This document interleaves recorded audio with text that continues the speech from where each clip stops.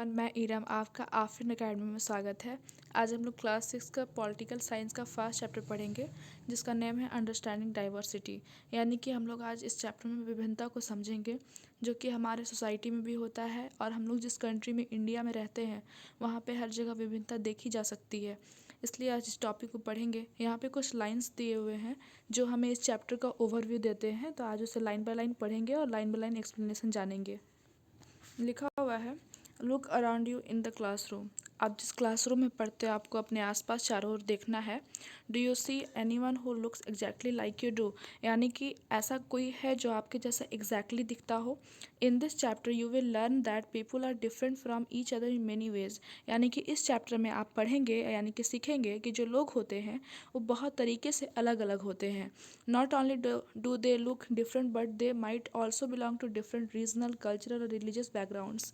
कहा जा रहा है कि लोग सिर्फ दिखने में ही अलग नहीं होते, बल्कि उनका जो कल्चर होता है, जो भी रिलीजन होता है या फिर जो भी उनका बैकग्राउंड होता है रिलीजन के बेस पे, वो भी डिफरेंट होता है। This differences enrich our lifes in many ways and also make them more fun. लेकिन कहा जाता है कि जो विभिन्नताएँ होती हैं, जो डिफरेंसेस होते हैं, वो हमारे लाइफ को और मोर फन बना देते हैं। All these different people who come from all kinds of backgrounds and belong to all kinds of religions and cultures help to make India so interesting। यानी कि जो अलग अलग प्रकार के लोग होते हैं, जिनका पहनावा, जिनका रिलीजन, बैकग्राउंड सारा कुछ अलग होता है, ये सब मिल करके एक इंटरेस्टिंग इंडिया का निर्माण करते हैं एंड सो डाइवर्स, और एक अलग तरीका का रूप देते हैं। What does diversity add to our lifes, यानी कि हमारा जो लाइफ्स है उस पर डाइवर्सिटी क्या ऐड करता है। How did India become like this, और इंडिया जो कंट्री है इस तरह का विभिन्नताओं वाला देश कैसे बना। Are all kinds of difference a part of diversity. आपसे क्वेश्चन कर रहा है कि जितने भी डिफरेंसेज होते हैं हमारे सोसाइटी में या फिर हमारे कंट्री में, तो सारा डाइवर्सिटी का ही पार्ट है। Can diversity also be a part of unity, क्या डाइवर्सिटी यूनिटी का ही पार्ट है। Read this chapter to find some answers. हम लोग इस चैप्टर को पढ़ेंगे और जो भी क्वेश्चन है इसके आंसर जानने का ट्राई करेंगे। यहाँ से हम लोग का चैप्टर का स्टार्टिंग होता है, जिसमें उसके ऊपर 3 पीस पिक्चर दिए हुए हैं। अब हम लोग नेक्स्ट स्टार्ट करेंगे। लिखा हुआ है, 3 children around your age have drawn the figures above.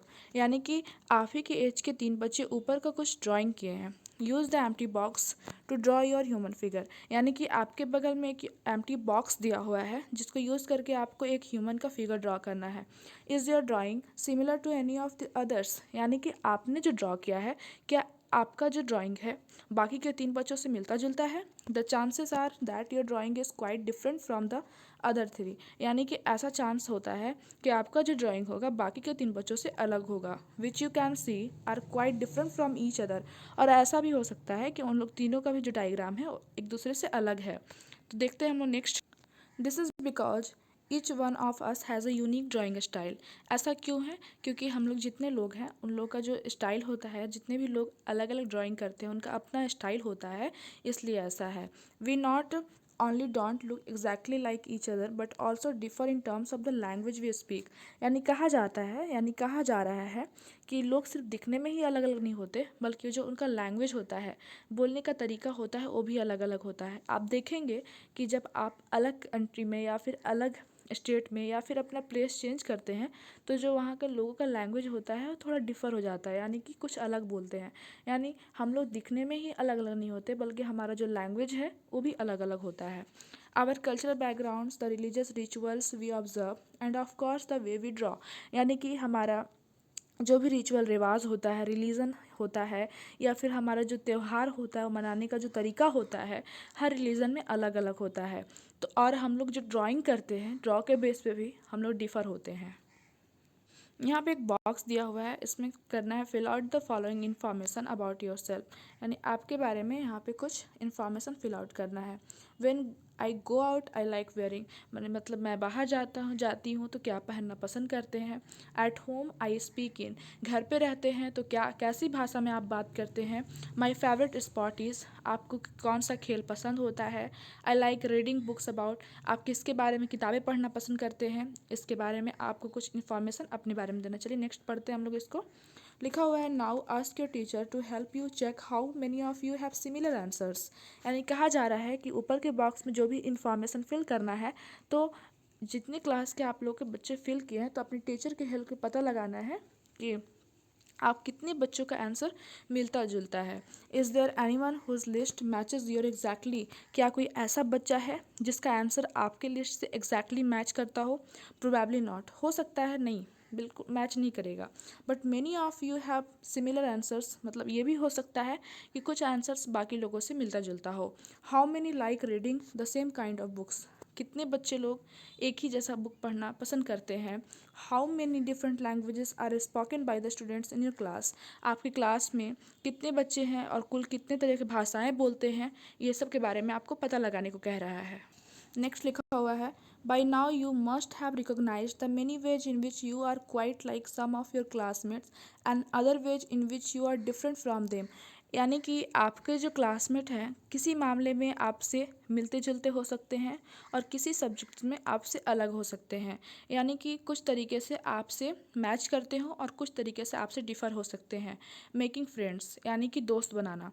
Do you think it would be easy for you to make friends with someone who was very different from you, यानी कि क्या आप सोच सकते हैं ऐसा कि आप ऐसे बच्चे से दोस्ती करें जो आपसे बिल्कुल अलग हो, यानी कि आपसे कुछ भी मैच ना करता हो। Read the following story and think about this, नीचे इस बुक में आपको एक स्टोरी दिया हुआ है जिसको आपको पढ़ना है अच्छे से और उसके बारे में सोचना है। I had meant it as a joke made up for a small ragged boy who sold newspaper, मतलब इसमें कहा जा रहा है कि मैंने सिर्फ एक मजाक किया था एक रैग्ड बॉय के बारे में जो कि न्यूज़पेपर बेचता है।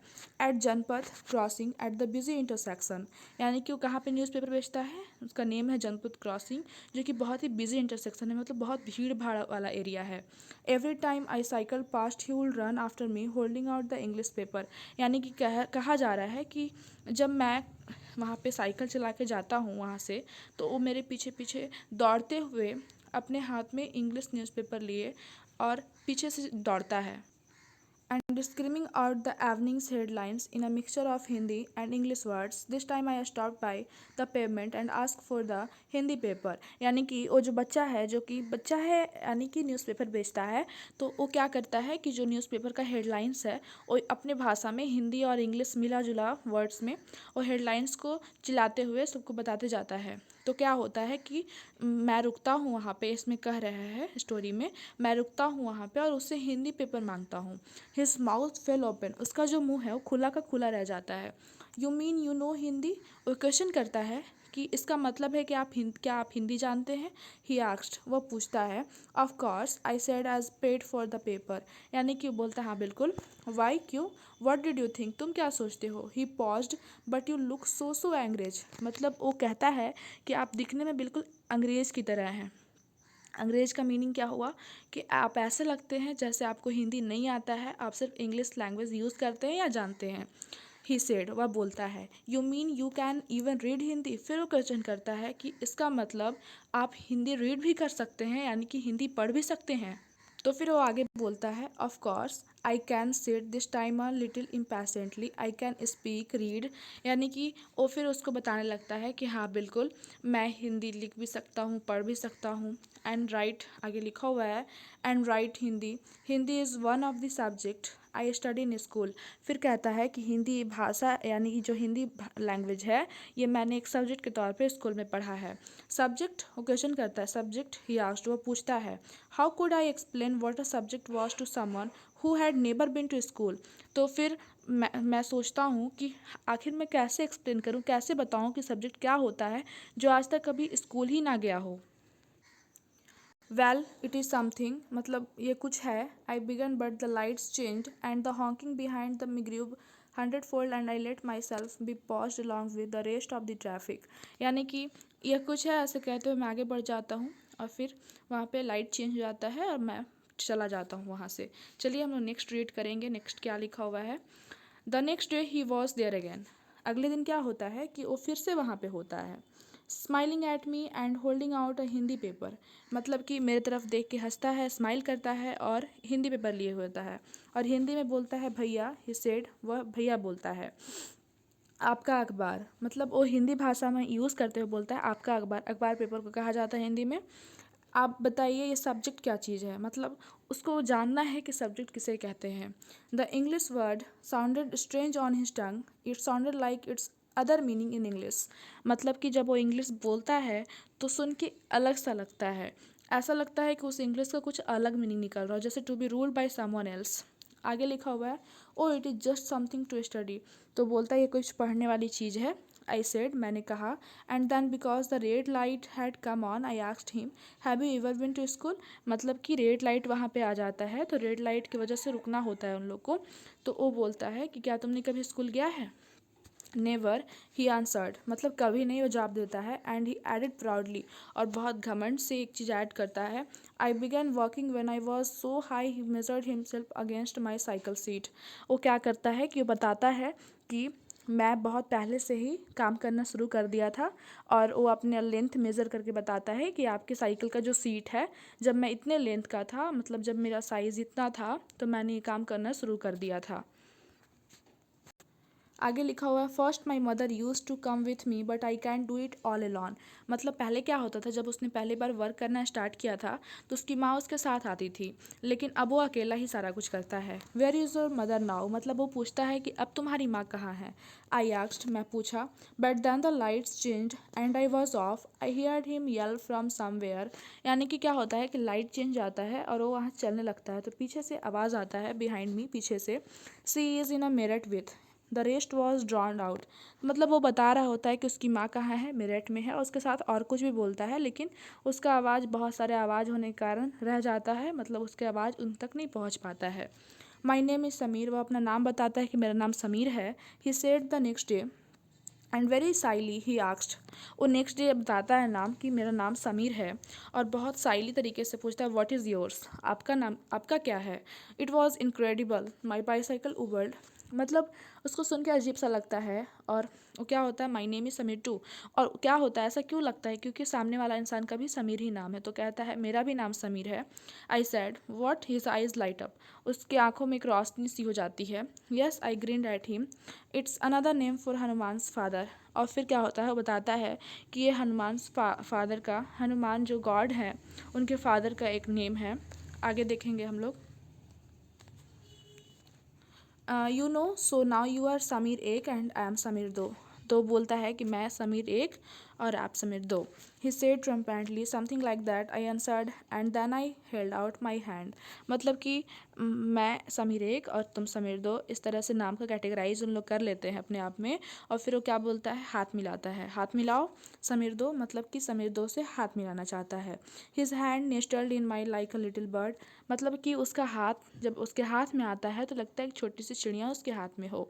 आई could still feel its warmth as I cycle away. यानी कि कह रहा है कि जब मैं साइकिल चला के चला जाता हूँ तब भी उसके हाथों की जो गर्माहट है उसको मैं महसूस कर सकता हूँ। नेक्स्ट लिखा हुआ है the next day he did not have his usual smile for me. कह रहा है कि जो अगला दिन होता है तो उसका जो स्माइल मुझे देख के होता था वो यूजुअल तरीके से रोज़ाना की तरह नहीं था। There is trouble in Meerut, बोलता है कि कुछ दिक्कत हो गया है मेरठ में। ही सेड, वह कहता है many people are being killed there in the riots, वहाँ में कुछ दंगा हुआ होता है जिसकी वजह से कुछ लोग मारे जा चुके होते हैं। I looked at the headlines, तो मैं पेपर का जो हेडलाइंस होता है ऊपर में जो दिया हुआ होता है उसको मैं पढ़ता हूँ। कम्युनल रियॉट्स, मतलब कि सांप्रदायिक दंगे हुए होते हैं। It blazed but Sameer I began I am Muslim Sameer, मतलब मैं शुरू ही करता हूँ कि वो बोल देता है कि मैं मुस्लिम समीर हूँ। ही सेड इन आंसर, वह जवाब देता है, and all my people are in Meerut, और मेरे जितने भी लोग हैं मेरठ में। His eyes filled with tears, उसकी जो आँख हैं वो आंसुओं से भरे हुए हैं। And when I touched his shoulder, यानी कि जब मैं उसके शोल्डर को टच करता हूँ, he will not look up, वो मुझे नहीं देखता है। नेक्स्ट लिखा हुआ है he was not at the crossing the day after, यानी कि वो नहीं था उस क्रॉसिंग पे उस दिन के बाद।